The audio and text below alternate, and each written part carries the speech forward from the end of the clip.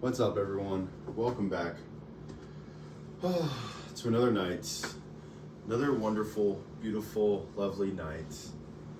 I am so tired right now. I got off work about an hour ago. Just kind of been hanging out, talking to my sister and boyfriend. And now it's time for the recap. You feel me? Woke up this morning, went on a run. It was a nice run too. Nice and early. Started at about 6:30. Excuse me. Ran for about 30 minutes. Got home, did a little stretching, post workout, little stretching stuff to finish out the workout. Just some mobility stuff, And then I went to Bible study. At Bible study, we had a great talk. We were going through Romans chapter 5 and 6. Just learning there, talking through some of the theology. It's dense. It's really dense. And I have a really good group of believers, and we're able to get in some pretty interesting conversations. In fact, I kind of want to bring one of them up. So, one of the gals in the group, she talks about free will, and she said she doesn't believe that anyone has free will because she believes that we've used the term free will to define having choices, but that we ourselves don't have free will. Because she said, I can't just make my soul disappear. And I was like, okay, yeah, that doesn't really make sense. And I asked her to keep going, and she's like, well, I can't just airbend. I can't impose my will on anything. And so therefore, because I have a limited power, it's not free. She said the only person that has free will is God. We have the ability to make choices, and because there are consequences, it's not free, right?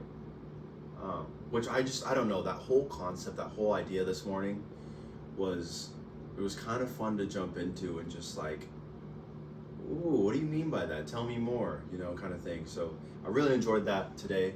And then with one of the brothers that were there, we got to talking, and he let me borrow this book, which I'm so excited. I've already jumped into it. But David Goggins Can't Hurt Me. And already, I've watched some David Goggins videos, but just the complete honesty in what he tells in the first couple pages is just, I'm excited to see what else is in there.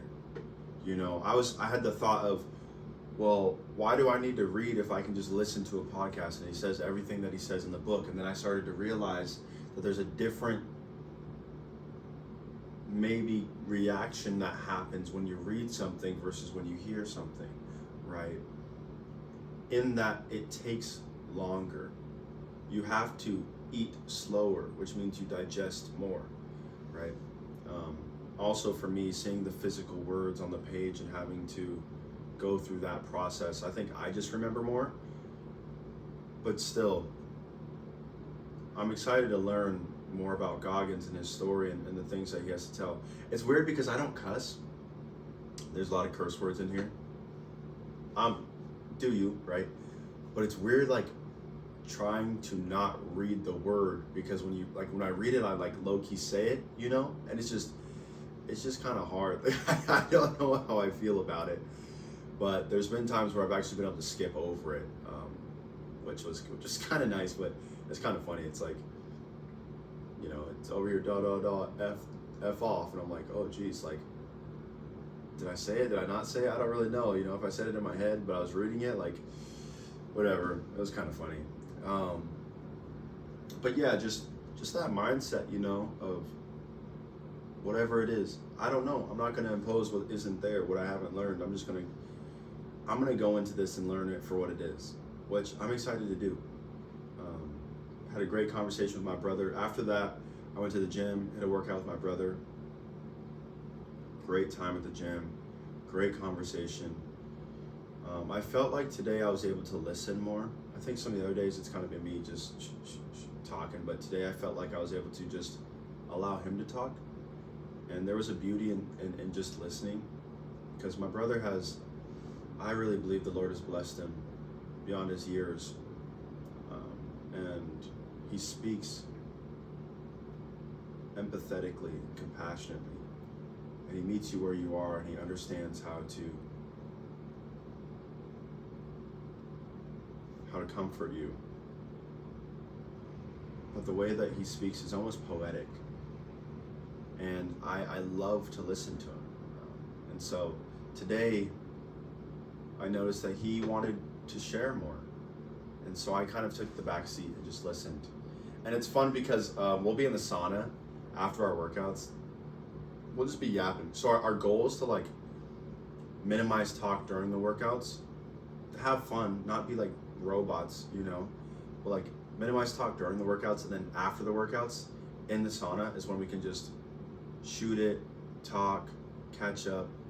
What are we thinking? How was the workout? Just everything, right? A little recap ourselves just in the middle of the day.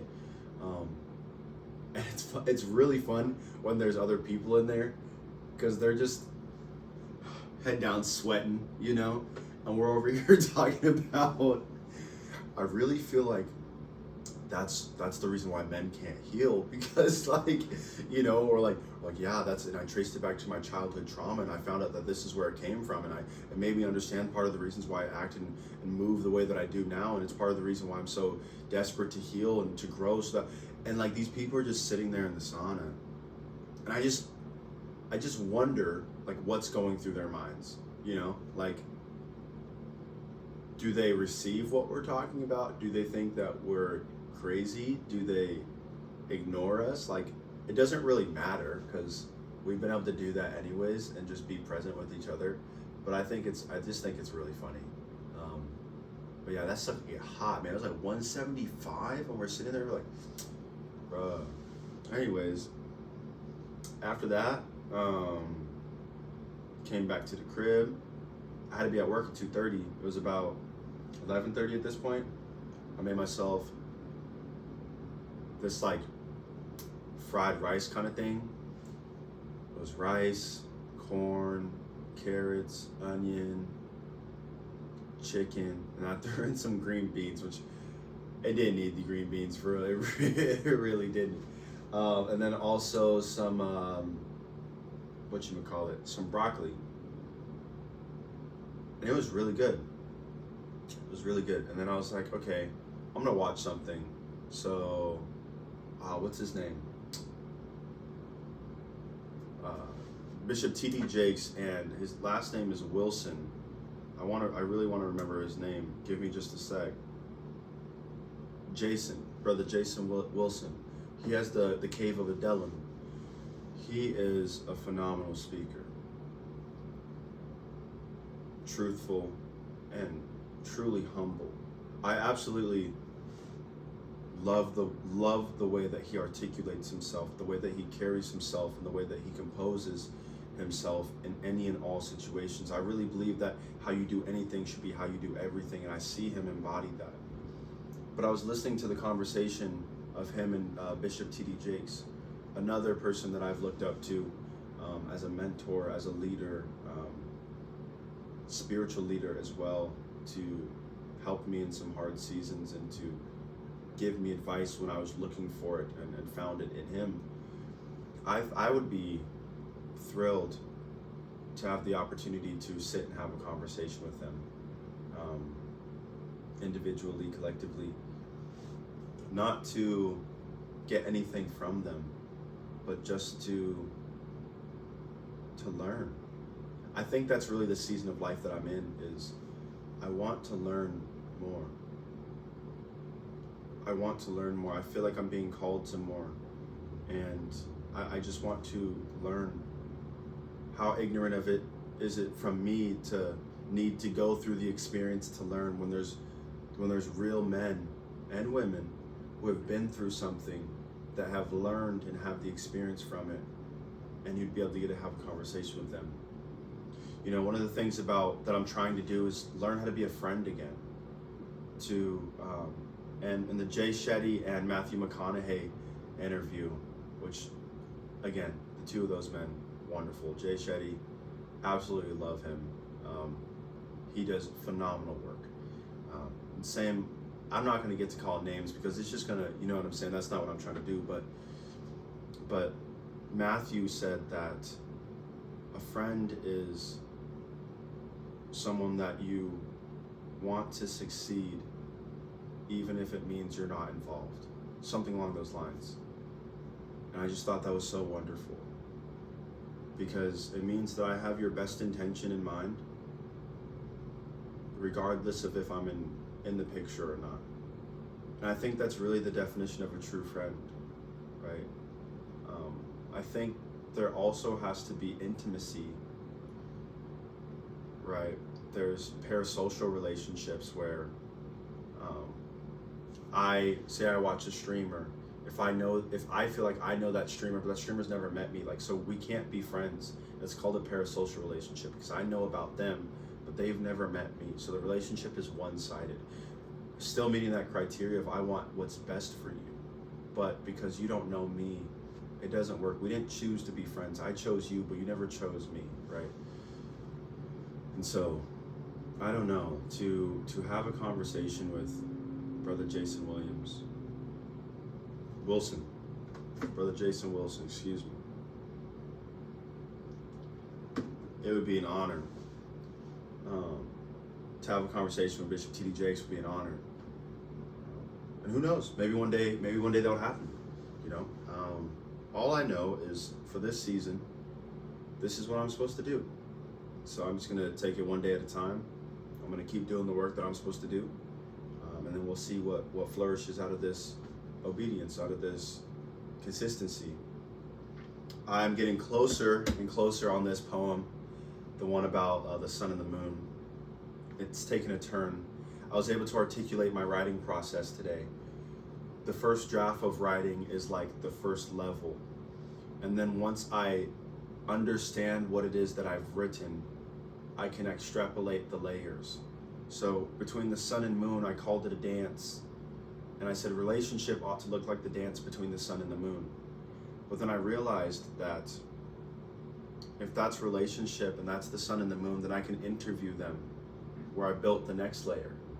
So now I'm interviewing the sun and the moon, asking them about their relationship. And so now in that, they get to tell me about themselves. They get to show me the different ways that they operate and the different ways that they move, but then you get to learn about them. And then when they share something, now there's me, there's their relationship, then there's the knowledge of what they've shared. Then there's my reflection of that knowledge and how it applies to me. And I think I really love to personify things because it just makes sense to me, right? Like if say this room is a scenario and this water bottle is understanding, you can see that I'm not that close to understanding, right? But then the more that I grow, the more knowledge I obtain, I might even now have understanding of the situation. But to just be able to personify something, to ask it questions, to learn from it. You know, I think about even chaos. I've written a poem about bondage and personifying bondage. Like, for some reason, it makes sense to me to articulate life that way. And so that's something that I just want to keep sharing with people. And that's what's coming out in this piece right here, which is, I'm really excited about. I'm more tired than the joy that I'm showing, but it's coming together so wonderfully, and I'm genuinely excited about it. Also, y'all, for real though, I was peeping myself in a mirror. You might not I don't think anybody else would really notice. I don't know if I'm it's only been a week, right? Not even, right? So I don't know if I'm getting bigger, which probably am a little bit, or if things are just starting to tighten up a little bit. Well, I was looking at myself in that mirror, boy, talking about, okay, that chest starting to come in a little bit. Starting to get a little dimple on the tricep, you feel me? Yeah, just having a good time though. It's the thing is too, is I never did upper body, hardly. I always did lower body, because you don't really need an upper body to run. I don't think so. but you do need a nice lower body. So being able to make gains in the upper body when it wasn't being built already it's really easy to do, right? So, but I've just started to notice that personally. So we'll see if it translates, I guess, and when other people start to notice. I've intentionally been wearing like baggy clothes. I don't know if I did yesterday or the day before in one of the videos, but hopefully by the end of this, like, you guys wouldn't have seen me without, a sweatshirt on or like a long baggy t-shirt or something. So I can also show the progress of how much I've grown. I want to touch on that point now that we're here. My gosh, I've learned so much on this journey so far. And one of the most beautiful things that I've been able to learn is still coming together. And that is, I've talked about how just because someone didn't prepare the same way that you did does not mean that they're not prepared, right? And then just because someone has a different motivation than you do does not mean you can't still do the same thing and do it well. So now we've looked at preparation, we've looked at motivation. Just because somebody's doing the same thing that you're doing does not mean that they're expecting the same results. Preparation, motivation, process, results. It's fascinating because my brother and I, well, let me say this. I've wanted for so long somebody to do something with. I've just wanted to bring somebody along. Let's go do this together, right? I want to run a marathon. Do you want to do it with me? Yes, let's train together. Let's do it together. Let's go. And I wanted so badly for them to want it the way that I did. But I'm understanding that everyone's given a different purpose. Sometimes they're similar, but everyone's given a different outlook on life, right? And to think that the reason the other person wants to do it is because the same reason that I want to do it. And then to also suppose that we might have the same reason and motivation for doing it, but we also want the same outcome. It's like making a parlay bet. Like, how likely is that going to hit? And so my brother and I, when we were talking in the sauna today, we were simply talking about, I was telling him, I said, brother, I am loving the process so much because I've failed a lot already. And I've learned so much already. And I can't wait to just keep going through this process, to keep learning and to keep growing and to start something hard and finish it. And he's like, that's beautiful. And if I'm going to be honest with you, I have a completely different motivation. I'm excited to see the end result. Not to say that I'm not also excited for the end result, but I'm more excited to be on the journey. That's what I was telling him. I said, I think that's what love is, knowing that it won't be here forever. But we changed that word to appreciation. I told him that I'm going to appreciate this time so much because I know that we won't be doing this forever. There'll come a day when, who knows, maybe we're not at the gym every morning together because we have kids, because we have wives, because we have a family, because we have a bigger life, because we're traveling, because we're, whatever it is, life happens. And so to be able to be in this season right now and to appreciate it because I recognize that it's not going to be here forever is something that I value. I love quality time. That's like my number one love language. It's like spend time with me when you could be spending time other places, and that shows me that you love me. That makes me feel loved. We don't even have to talk all the time, but let's just be in each other's presence. Which I'll tell you right now, it's tricky. It's tricky feeling that way, because then I impose on people what isn't true. But that to me is how I feel loved, and so to recognize that it won't be like this forever is, or you're choosing to do it now, is to say that I love you. That's how I see it, right?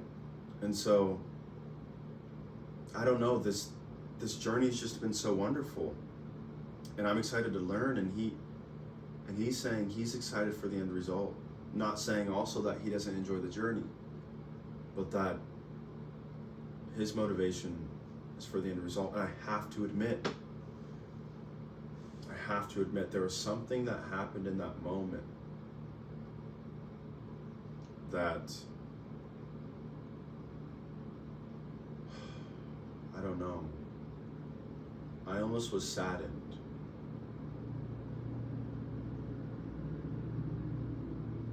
But I was hit with that realization of, we're both doing this. We've both committed to it. We've both chosen to do it.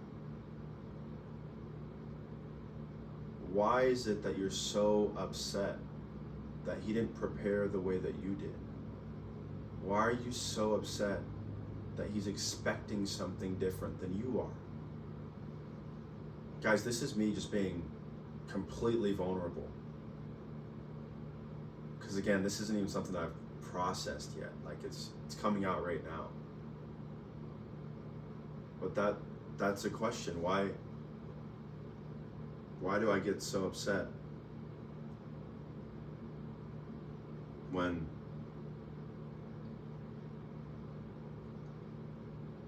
I think that's the hard part about learning people for who they are, is you don't realize how much expectation you put on them, how much control of the situation you try to have, until you try to let go.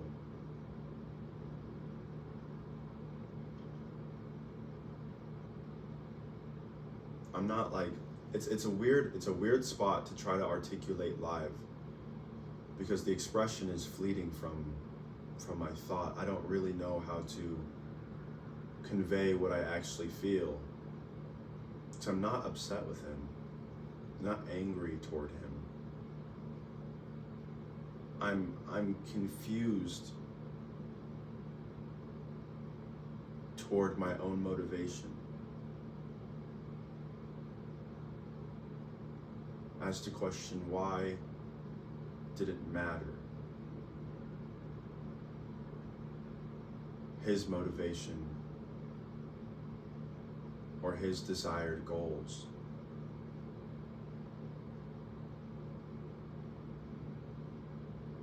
I think, again, to process out loud, part of me was like, well, if we do this together, then we can do the next together. And we can just keep staying together.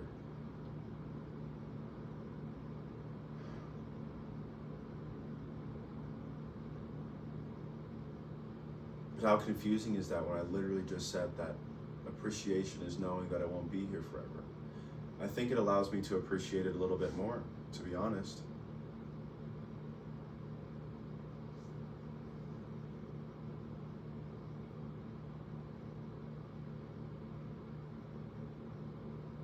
I think it's beautiful, though, how God orchestrated this. How... Have you guys seen, like, the crosswords and stuff where this word's coming from here and this word's coming from here, but at the same point, they have the same letter? Although they're going in different directions, for a short moment, for a short season, they cross paths. And their purpose is the same, to achieve that letter, to achieve that desired outcome.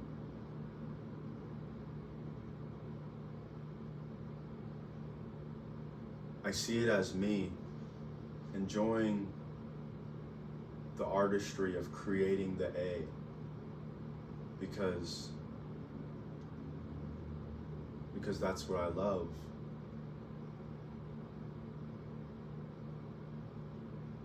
The work it takes to create the desired outcome.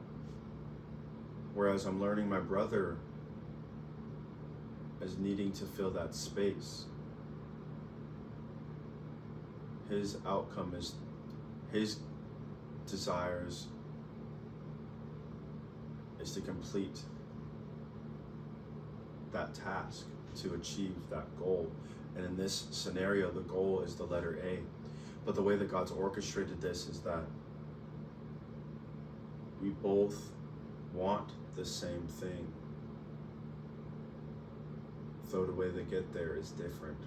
I would say a little bit more on my side that it would almost be as though I love penmanship, and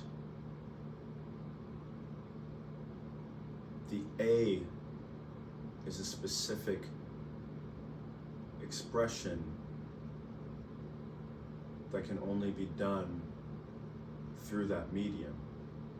I was explaining to him today this, and if you can follow along, it might make sense. I'll try to make it make a little bit more sense. But I was telling him that I don't change, but if you find me in different areas of my life, you'll get to see different sides of me. For instance, me in church, when I'm praising the Lord, clapping to the music, right? Versus me in the gym, versus me at work, right? I'm me in every single one of those situations. I'm not inherently changing myself, but because the situation is asking something different from me, you're going to see a different side of me, right? Seeing Noah push up heavy weights, you're not going to see that when I'm in church. You're not going to see that grit, that you know what I'm saying? Like you're not going to see that. And so it's the process. I'm me, but it's the process that I love. Which seems just, it's so clear. Love the process. You don't care. No, like I want the result too, but it's the process.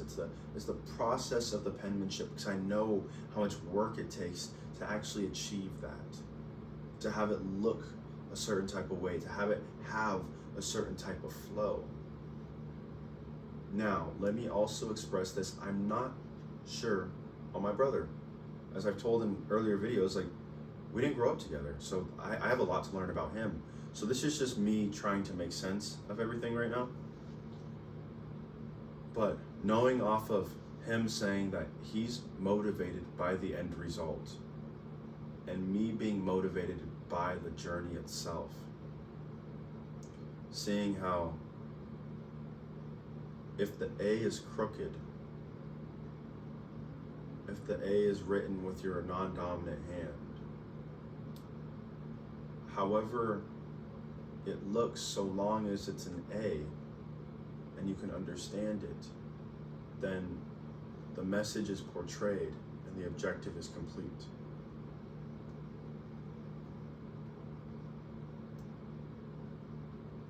And to bring it back, finally, I'm grateful to God that He knew what I needed. He knew what my brother needed. And He allowed us to cross paths in this way, in this time. That letter symbolic of a season that we're going through. Because ultimately it will be time for us to move on to the next letter. So I don't know. It's good. Like, I don't know if that made any sense. I really hope that it did, because like to me, I understood it, but I realized that like my brain doesn't work like a lot of them folk out there though, for real. It doesn't, I think in pictures, I think in story, I don't think so like to conceptualize a thought, it's like I have to like pin it down, and then okay, if I tell you this side of the story, it's true, but it's not the whole truth. So I gotta like come to this side and tell you this, and I gotta like, you know what I'm saying? I gotta tell you every angle just to be able to be like, and that's what I'm thinking of. That's my truth. That's what I understand. Which I think is why it's so hard for me to argue with people because I unless you have 30 minutes for me to explain what's going on in my head, you know, and when I'm really stressed out, it gets really bad because it becomes very conceptual. I don't know if you guys have seen Inside Out, the cute little cartoon, but there's one scene where they're going through a part of the brain and it's called abstract. Don't go in though, you'll get lost in there, right? But that's how it feels when I'm stressed out, where the pictures become abstract, and it's conceptualize it to someone who doesn't understand. I don't know, it's difficult, but it's been some journey so far. It's crazy. Like, it's actually crazy to me that it's only been 6 days. I feel like I'm freaking losing my mind, you know? But we're pushing day by day by day. So I don't know. I'm excited. And I'm just thinking down the road, like, is there going to be a time when I look at this and it's just like, oh, I can't believe I was that enthusiastic, you know? And like is it going to be like a month and a half from now, 2 months from now, and I'm just, hey guys, I'm back with another video, you know what I mean? Or like, or am I going to be even more free to be able to express God's goodness, how he's teaching me, how he's growing me, how he's showing me who I am and who I am in him, and how to walk in freedom, how to say yes to him and just start doing. Like, I'm excited for the growth because it's only been a week and there's already been this much. Who knows, maybe there'll just be a saturation period where I just sit with all of this and just soak it up and learn it. You know, this is really me living God's word, living the word of God. That's what I'm trying to do ultimately, is learn, then live it. And if you can't, learn why.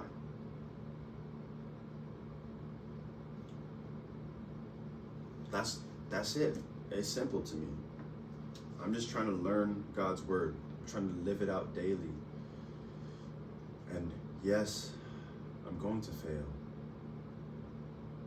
I already know that. I think to yesterday.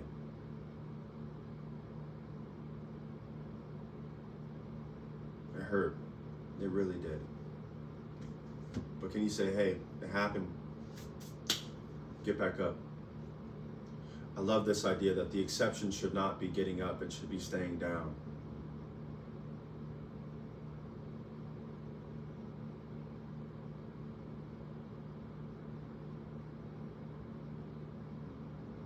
Did I say that right?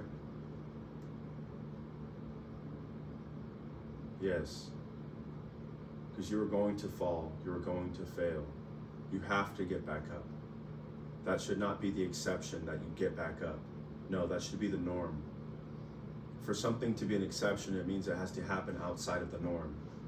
So if you choose to stay down, that should be the exception. That you'll pick yourself back up and keep going. Don't let staying down be a norm for you. Because you will fail, and you will fail often. But can you get back up and keep pushing forward?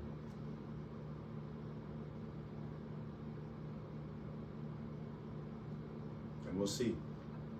We'll see what keeps developing out of this. We'll see what keeps happening. I don't know. All I know and I'm not doing it alone.